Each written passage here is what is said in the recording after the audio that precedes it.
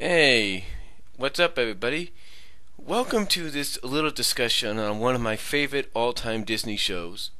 I've talked about this once in a video, but it's one of my all-time favorites, and as you could see, it is one of Disney's first animated not features, but one of Disney's first animated shows that became part of the Disney afternoon. That is the Gummi Bears.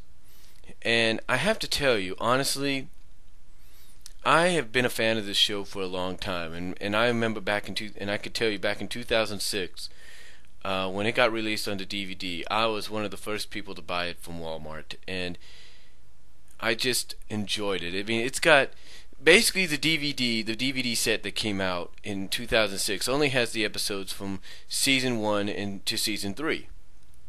Now, there's a lot of people like myself that are hoping sometime down the road Disney's going to release the second volume, which would be seasons 4 to the final season, which is season 6.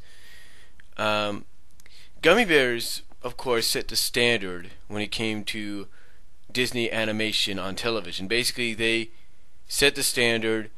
They put Disney television animation on the map, and show and allowed the development and evolution of shows to come after it.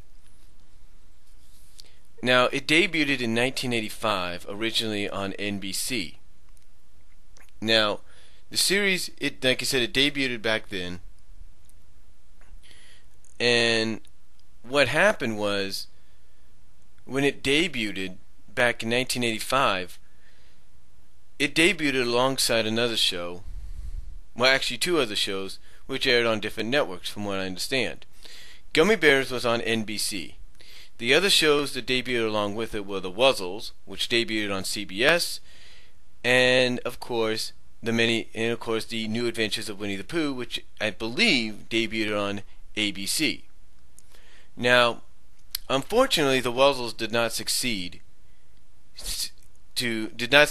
or meet Disney's expectations, but the Gummi Bears and Winnie the Pooh did. Gummi Bears more so, because Gummi Bears became not only one of the first shows, but became one, but ran, but became, well, actually ran, well, here's the thing, it became not only one of the first shows, but it was also one of the first animated shows that I know of that had continuous seasons.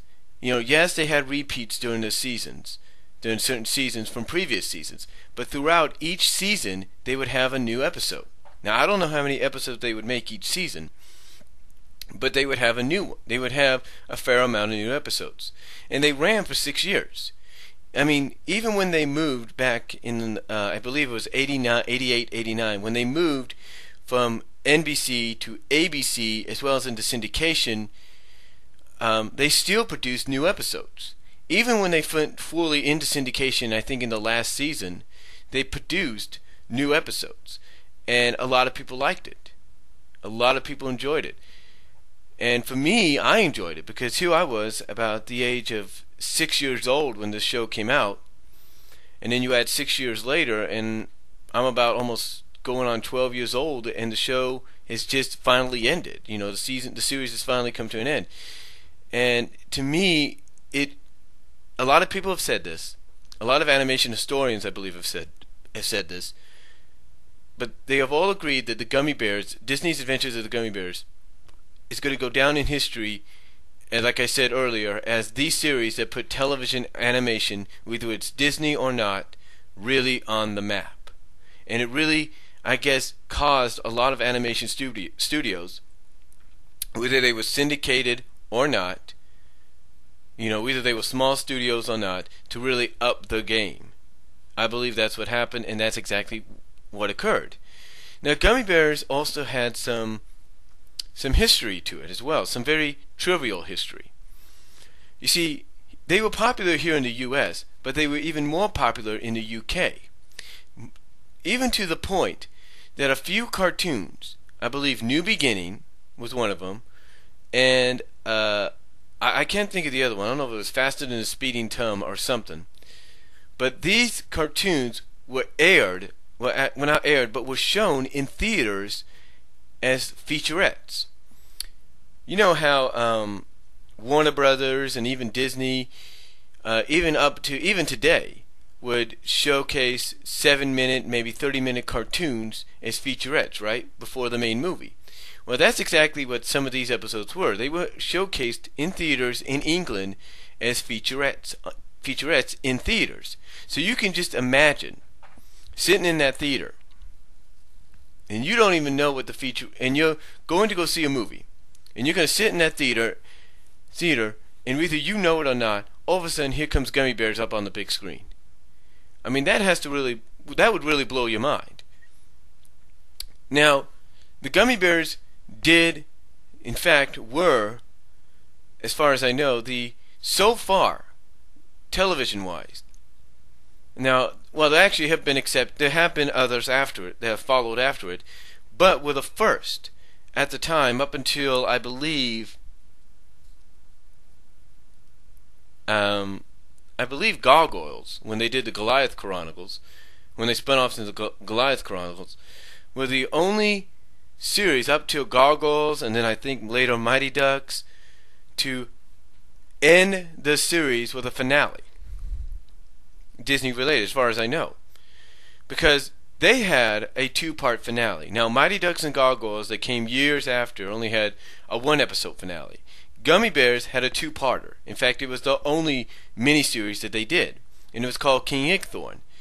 And the animation in the first part was very reminiscent of feature animation from classic Disney animated features like Sword in the Stone and Robin Hood and a few others. The animation in the second part was very special still, more kind of feature length as well, but more kind of like standard to like what you have seen with DuckTales, what you saw, mainly what you would see mainly with a movie like DuckTales and all that. That's how the animation was.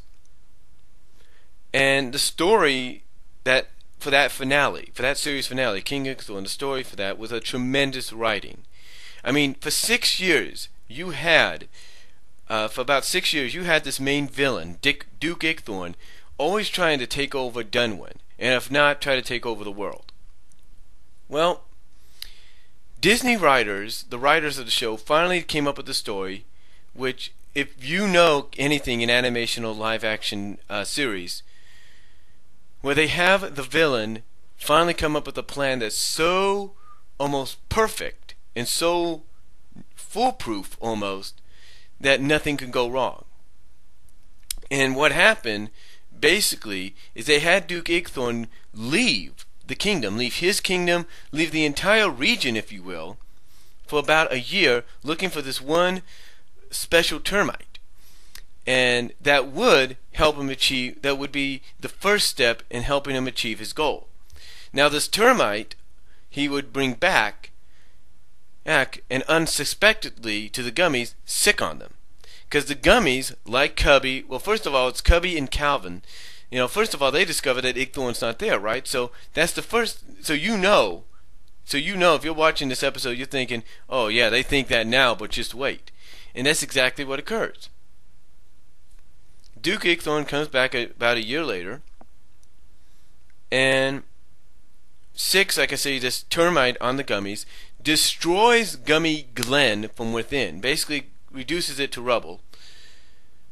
And again, this is all just his first step in ongoing steps into achieving his goal to conquer Dunwyn, which he does for this miniseries towards the end of the second episode. And now what I like about this is you actually have all the characters that have been, not all the characters, but you have mainly all the characters that Duke Ickthorn has had to go against. You have the King and Calvin and the Knights. You have the Gummi Bears, of course. You have the Barbics. I mean, it's just a tremendous way to write off the series, and write the series off and have it come to a good end. And I like how at the end of this two-parter that even though their home of Gummy Glen is destroyed, they now have a new home in Usala.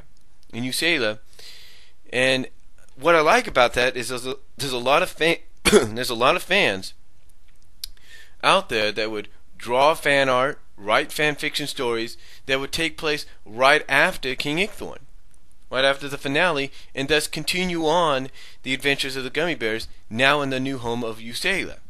and that's what I liked about it. And speaking of the Gummy Bears, like I said, I just loved the series. Loved the series because I could relate with some of the characters. When I was a kid, I could relate with Cubby and Sunny. Mostly Cubby, because Cubby, he had these dreams of being a knight, being a hero, and being a defender and all that. And you look at a kid that's at 6 years old, like I was at the time. Growing up with this show, I could relate because I always wanted to be these big things and all that. I always wanted to be a hero. I always wanted to be like an astronaut or a wrestler or whatever, things like that. I always dreamed of accomplishing these goals, which I haven't, but still as a kid, which I haven't yet, but still as a kid, you look at this and you think, wow, I could relate with that kid. But as I got older, another character I could relate to was Gusto. Because he was a character that, if you look at it age range, if you look at it from an age standpoint, Gusto was more like the 18-year-old, maybe the 18 to 20-year-old of the group. That's what he was. And Cubby, despite what people may say, I look at him because, the way Disney portrayed Cubby at times is, yeah, he acted very childish at times, very kid-like, but the thing was, he also acted more mature and older than you thought. So my guess is he's more like the pre-teen perspective, like he's 12 years old, maybe 12 to maybe 11 to 12, mainly around the 12-year-old range. And another character that I liked, and young girls could relate with her, was Sunny Gummy, who a lot of people looked at as the pre-teen as well, as a teenager, but I look at her more like she's a teenager, but she's like in the early stages, like she's just like a 13-year-old and Cubby's a 12-year-old. That's the way I look at it. And that's why you always see them relating with each other, always playing around with each other, because they understand each other, they have fun together. And to me that always showcased that Sunny's not always portrayed as a teen, but just maybe a cub, a gummy cub that's about maybe a half a year older than Cubby. I know that doesn't make probably a lot of logical sense to some people, but you got to look at some episodes from that standpoint. But again, as a kid at 6 years old, growing up, I can relate.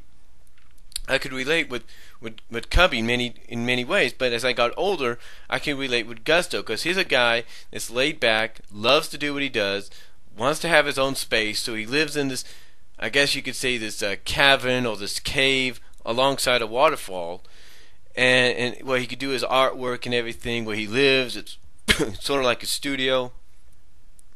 And again, I could relate with him like that, because when I got older, got my own place, that's exactly how I was. I had my own space, I got to do my own things, and again, I could relate with him on a huge level. I could. So, to me, they just had characters that, like if you're a boy, like myself, you can relate with 3 characters, if you will. Human-wise, actually 4 characters. As a boy, you can relate with 4 characters. 1, you can relate with Calvin, because he was a squire, always dreaming to be a knight. Same with Cubby, you can relate with him. Tummy, he's a guy that likes to eat, is kind of, gentle-hearted, kind of like a little laid back, and has his hobbies and all that. And if you're into that kind of stuff, you can relate with him. But if you're Gusto, but when you look at Gusto, you can relate with this guy as you get older and get your own place, because you can understand, hey, this guy just wants to do his own thing. Yeah, he partially lives, if you will, in Gummy Glen. At times, if he has to, he partially lives there. But he lives on his own because he likes to have his own space. So, anyway, you can relate with these characters. You can relate with them on these levels. And there are other characters you can relate with if you're an older person. Like if you're watching the show with your family, there are characters your family can relate to. Let's say you got a hardworking, no nonsense father or uncle or whatever. He can relate with Gruffy. Here you have maybe a no nonsense house making, taking care of everything, making sure everything in the house is cleaned and picked up, all the food's made and everything. Here you can relate with Grammy. That person can relate with Grammy.